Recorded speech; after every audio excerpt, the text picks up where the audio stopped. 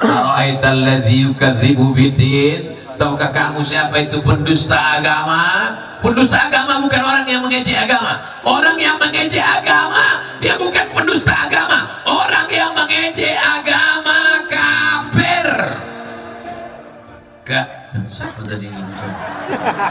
Orang yang mengolok-olok ajaran agama Islam, kalau dia tidak bertobat, dia tidak mengulang syahadatnya, maka dia tidak dikafankan, dia tidak dikebumikan di pemakaman kaum muslimin, dia tidak disolatkan karena sudah menghina ajaran Islam. Allahu Akbar. Siapa pendusta agama? Pendusta agama adalah ara'aital ladzi yukadzibu biddin fadzalikal ladzi yad'ul yatim, membiarkan anak yatim fakir miskin tak makan. Kalau mau selamat, jangan sampai dituntut, isikan duit ke dalam kotak-kotak kresek infak beras. Relawan-relawan yang tidak digaji, tidak dikasih duit, mereka lillahi ta'ala, anak-anak muda yang luar biasa. Dari mana mereka? Biker subuhan. Bagaimana mereka? Mereka adalah paskas, pasukan amal soleh, anak muda yang luar biasa. Kalian kalau ada yang belum punya suami, tengok wajah mereka. Sayangnya udah berbini pula orang.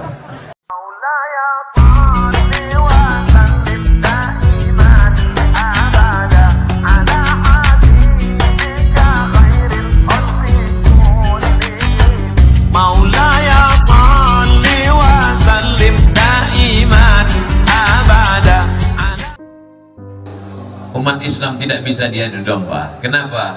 Karena domba sudah disembelih waktu Idul Adha. Betul. Tumbang kekuasaan di Pulau Jawa. Bagaimana dengan Sumatera? Sumatera dia tidak bisa masuk. Orang Aceh tak mudah untuk diadu domba. Dia melihat payah untuk masuk menembus kerajaan yang disebut dengan Serambi Mekah. Karena awal masuk Islam ke sana melalui seorang sultan bernama asli Mera Selu, sampai akhirnya dia mendapat hidayah masuk ke dalam agama Islam. Orang Aceh menggelarnya Al-Malik As-Saleh, Al-Malik Raja As-Saleh, Saleh, Al-Malikus Saleh, Raja yang soleh. Susah orang Sumatera menyebutnya Al-Malikus Saleh. Siapa dia? Malikul Saleh. Bagaimana cara mereka menembus Aceh? Dia tak dapat mengadu domba, maka dia suruh salah satu orang Belanda belajar Islam, belajar bahasa Arab, belajar Quran, belajar hadis, belajar fikih.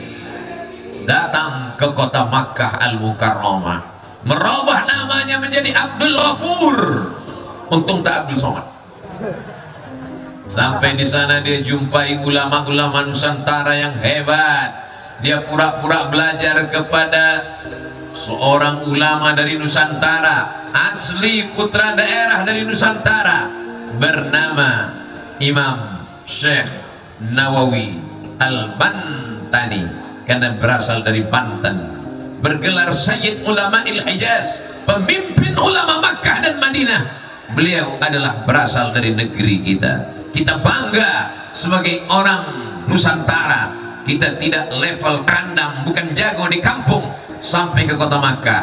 Lalu kemudian ada di antara putra Pulau Sumatera ini yang menjadi imam di Masjidil Haram, meninggal tahun 1916, namanya Syekh Ahmad Khatib Al-Minkabawi, Minangkabau, Bukit Tinggi nama negerinya. Pura-pura lah ini Abdul Ghafur belajar. Setelah itu dia pulang masuk ke Aceh, mengobok-obok melalui ikhtilaf agama. Diadu domba antar ulama, diadu domba antar tokoh masyarakat. Akhirnya pintu celah Belanda masuk ke dalam. Setelah itu dia kembali ke negerinya Amsterdam, mati sebagai orang terlaknat. Namanya kembali kepada agama yang lama, kembali kepada nama yang lama. Siapa itu Abdul Ghafur? Dia adalah Snohur Gronyi. Ingat peristiwa yang terjadi di Sulawesi peristiwa yang terjadi di Cirebon, peristiwa yang terjadi di Aceh, sebelum ada medsos, sebelum ada Facebook, sebelum ada Twitter, sebelum ada Instagram, sebelum ada YouTube, mereka sudah bisa mengotak-atik, mencabik-cabik hati, jantung, kepala kita bisa rusak. Bagaimana dengan zaman sekarang? Mereka bisa menyebarkan pemikiran itu. Tapi bukan berarti saya mengatakan Bapak Ibu jangan lagi pakai Facebook, jangan lagi pakai YouTube. Silakan pakai YouTube, tapi YouTube yang dipakai channel Ustadz Abdul Somad Official. Subscribe, like, share, and comment. Silakan pakai Facebook, tapi Facebook yang mengandung isi bukan adu domba, bukan politik belah bambu, bukan menyebarkan isu, bukan tempat bertebaran tumbuh suburnya hoax, tapi yang menebarkan dakwah rahmatan lil alamin, mencerdaskan umat.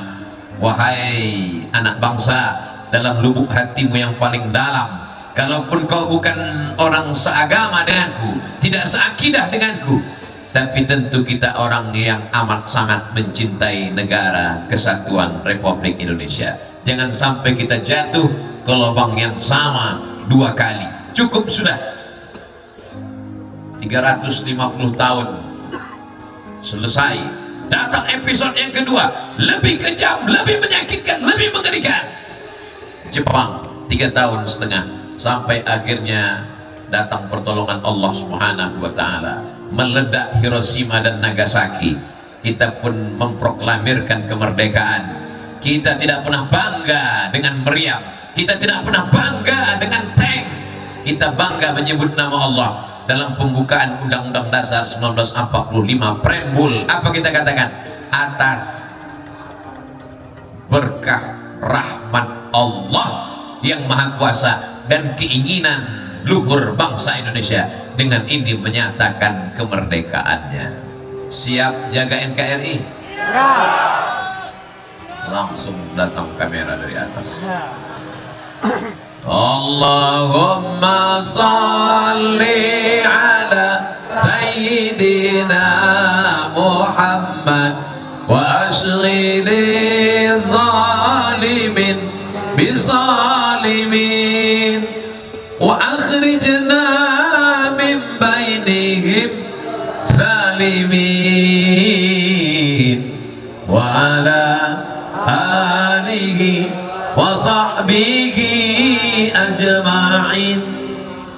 Sallallahu rabbuna ala nuril mubin Ahmad al-Mustafa sayyidil mursalin wa ala alihi wa sahbihi ajma'in wa ala alihi wa sahbihi ajma'in. Dengan kebersamaan kita malam ini, berkat doa orang-orang soleh, Indonesia tetap kekal abadi sampai hari kiamat insyaallah. Tidak ada yang bisa merusak Indonesia, tidak ada yang bisa mengacaukan Indonesia. Kita punya pengalaman yang luar biasa. Belanda datang, pulang kampung. Jepang datang, pulang kampung. Saking kan takutnya Jepang itu dengan bangsa Indonesia, lari pontang-panting, tinggal selok Jepang. Saudara yang dimuliakan Allah Subhanahu wa Ta'ala, maka kalau ada orang yang meragukan, yang mengatakan bagaimana masa depan kita ke depan, bangsa ini bangsa yang kuat, bangsa ini bangsa yang kokoh, bangsa ini bangsa yang gagah perkasa, selama mereka masih berkata la ilaha illallah Muhammadun. Dari mulai Sabang sampai Papua, mereka mengusir Belanda. Mereka adalah orang-orang yang tidak pernah takut mati. Bagi mereka iskariman aumun syahidan. Kalau hidup, hidup menjadi orang merdeka. Kalau mati, matinya mati syahid. Siap mati syahid? Saya belum. Kenapa mereka disebut dengan syahid? Karena sebelum malaikat maut mencabut nyawanya, malaikat sudah mengepakkan sayapnya, menunjukkan tempatnya di surga. Hai Abdul Somad, kau akan masuk surga dekat dengan Ustadz Ramon Damora. Amin. Tengoklah bersihnya hati mereka. Padahal yang ku bilang masuk surga cuma aku berdua, yang lain mengatakan amin. Boleh jadi kau masuk surga bukan karena amalmu Abdul Somad, kau masuk surga karena doa orang-orang soleh yang ada di bawah. Aku yang tinggi di atas pentas diberikan kursi, di atas kursi pakai meja, gambar dibuatkan, tak ada gambar Pak Wali, tak ada gambar Habib, tak ada gambar Pak Asisten, tak ada gambar Pak Dandim. Kau yang paling mulia Abdul Somad. Belum tentu. Semua pesta pasti akan berakhir, semua acara pasti akan selesai. Abdul Somad tegak berdiri di sini sementara, tak mungkin sampai subuh saya tegak di sini. Kalau sudah ditutup panitia, selesai kata protokol, pasti kawan-kawan dari pemuda Pancasila, dari Satpol PP akan datang berbisik, Ustadz turun, acara selesai. Apa yang dibanggakan? Kita akan mati menghadap Allah, tapi pikirkan bagaimana cara kita mati. Apakah mati sebagai pengkhianat pro Belanda? Apakah mati sebagai pengkhianat pro Jepang?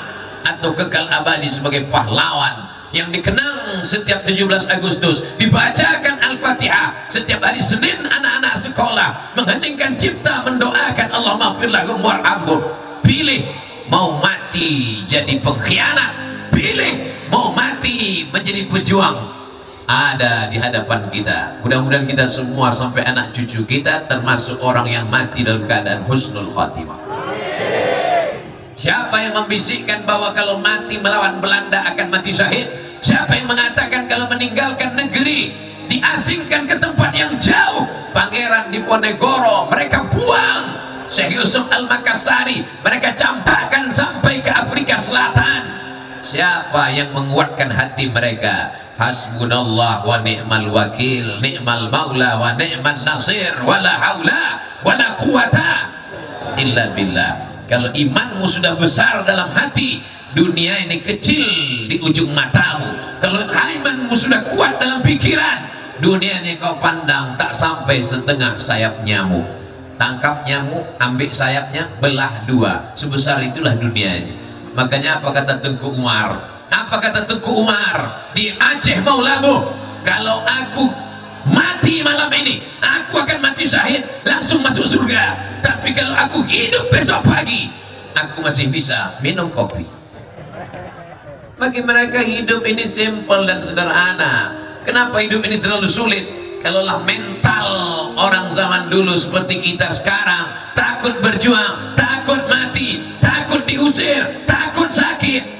Sampai hari ini kita masih terjajah, sampai hari ini kita masih belum merdeka. Kita merdeka berjalan di atas aspal, kita merdeka menyeberang jembatan. Sesungguhnya yang kita injak itu adalah darah para syuhada, yang kita injak itu adalah kain kafan para pejuang. Cara bersyukur kita adalah doakan mereka. Cara bersyukur kita adalah kita isi negeri ini dengan persatuan dan kesatuan. Siap jaga persatuan? Siap jaga kesatuan? Siap jaga NKRI? Siap jaga ulama? Takbir! Semangat kali Pak Ustadz. Saya tak semangat, mikrofonnya mantap. Bapak Ibu yang dimuliakan Allah Subhanahu wa Ta'ala, sebelum Covid saya datang kemari, menyeberang membelah lautan manusia dari kantor Pak Wali Kota Batam sampai ke pentas ini dulu beberapa tahun yang lalu. Sampai hari ini ternyata semua berubah. Yang tak berubah adalah perasaan kita. Itu yang tersirat dari ucapan Pak Asisten tadi. Apa kata Pak Asisten? Tak berkurang jumlah umat manusia. Mereka bukan cinta kepada Abdul Somad, mereka cinta kepada Nabi Muhammad sallallahu alaihi wasallam. Mereka ingin mengatakan, hai Abdul Somad, kalau yang kau sampaikan ayat Quran, kalau yang kau sampaikan hadis Rasulullah, kalau kau masih istiqamah, kami dengar cakapmu, kami datang melihatmu. Tapi kalau cakapmu tak sesuai dengan perbuatanmu, ingat, kami langsung unsubscribe, kami langsung unfollow, kami tak akan lagi datang melihat. Betul? Betul pula, betul. Padahal saya cuma mancing aja. Itu kenapa ada mobil tersesat satu ke dalam? Bapak Ibu yang dimuliakan Allah Subhanahu wa taala, bagaimana cara kita menjaga persatuan? Yang pertama, jangan termakan isu. Siap? Yang dimakan itu gonggong, nasi padang. Yang dimakan itu siput. Jangan makan isu. Sekarang orang suka isu. Kalau mau tengok ceramah Abdul Somad full dari awal sampai akhir. Jangan yang dipotong-potong oleh orang. Orang yang suka memotong-motong ceramah saya ini dua. Yang pertama, paketnya tak ada. Yang kedua, otaknya tak ada. Hidupnya dari gagal paham. Orang yang tak paham kita kasih paham. Tapi ada orang yang hidupnya memang dari tak paham. Kalau dia paham tak bisa dia hidup. Kalau tak paham dia tak makan. Kalau paham dia tak ada kerjaan. Orang-orang seperti inilah yang merusak bangsa ini. Tapi umat ini sudah cerdas. Apalagi orang Batam ini cerdas. Betul? Kenapa orang Batam ini cerdas? Karena alamnya indah, tempatnya Masya Allah tabarakallah. Tegak dia di Batam ini, nampaknya Singapura walaupun aku tak bisa masuk. Cantik, tak usah fokus sekali ke situ, kita cerita lain. Tengok ada Johor Malaysia, tengok alamnya cantik, tegak, makanannya bergizi, berkualitas, otaknya cerdas. Sulit untuk mempengaruhi orang Batam, karena orang Batam cerdas-cerdas. Kalau tak cerdas, tak begini mereka datang. Ini satu baris semua perempuan-perempuan cerdas. Apa namanya? BKMT, Badan Kontak Majelis Taklim. Istri-istri bapak yang belum ikut badan kontak tidak koslet. Kalau istri bapak ikut badan kontak Majelis Taklim, ngaji dia tidak akan banyak permintaan macam-macam, karena pikirannya memikirkan bagaimana menjadi istri solihah, bukan istri somat. Apanya? Bapak Ibu yang dimuliakan Allah Subhanahu wa taala. Ini kresek apa nih? Hah? Coba tengok dulu. Gerakan infak beras. Bukan untuk mengumpulkan duit untuk pesantren Ustadz Abdul Somad. Ini adalah gerakan infak beras dari orang Batam untuk masyarakat Batam. Akan dibawa ke pulau-pulau. Satu hari 1.000 rupiah. Kalau satu hari 1.000, satu bulan berapa? 25.000. Tanggal merah tak dihitung. Hanya dengan 25.000 sebulan, Anda sudah menyelamatkan saudara kita fakir miskin, anak yatim, du'afa. Programnya beras. Saya sudah, kok percaya Ustadz beras ini sampai? Karena saya sudah ikut ke pulau-pulau. Itulah tak kalian follow Instagram. Kan ada aku naik perahu yang diembus angin, rambutku goyang. Kami antar beras itu langsung. Saya bukan kawalan iklan. Saya bukan percaya. Saya susah percaya sama orang. Maka kalau saya dikatakan, Ustadz ini ada program beras. Apa nama programnya? Wakaf infak beras. Kemana disalurkan? Saya mau tengok. Dibawa mereka saya ke kapal, turun, mengantarkan, langsung melihat. Ara'aitalladzi yukadzibu biddin. Tahukah kamu siapa itu pendusta agama? Pendusta agama bukan orang yang mengejek agama. Orang yang mengejek agama, dia bukan pendusta agama. Orang yang mengejek agama kafir. Siapa tadi ini? Orang yang mengolok-olok ajaran agama Islam, kalau dia tidak bertobat, dia tidak mengulang syahadatnya, maka dia tidak dikafankan, dia tidak dikebumikan di pemakaman kaum muslimin, dia tidak disolatkan karena sudah menghina ajaran Islam. Allahu Akbar. Siapa pendusta agama? Pendusta agama adalah ara'aitalladzi yukadzibu biddin fadzalikal-ladzi yad'ul yatim. Membiarkan anak yatim fakir miskin tak makan. Kalau mau selamat, jangan sampai dituntut. Isikan duit ke dalam kotak-kotak kresek infak beras. relawan-relawan yang tidak digaji, tidak dikasih duit, mereka lillahi ta'ala, anak-anak muda yang luar biasa. Dari mana mereka? Bikers subuhan. Bagaimana mereka? Mereka adalah paskas, pasukan amal soleh, anak muda yang luar biasa. Kalian kalau ada yang belum punya suami, tengok wajah mereka, sayangnya udah berbini pula orang. Tolong satu naik ke atas, bawa, ini banyak ikan-ikan paus di atas. Oh, di bawah ini ikan-ikan pantau aja nampaknya.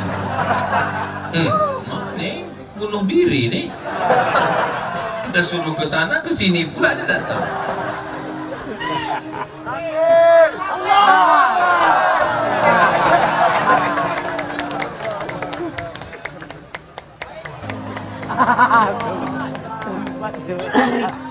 Sallallahu ala Muhammad, sallallahu alaihi wasallam, sallallahu ala Muhammad, sallallahu alaihi wasallam.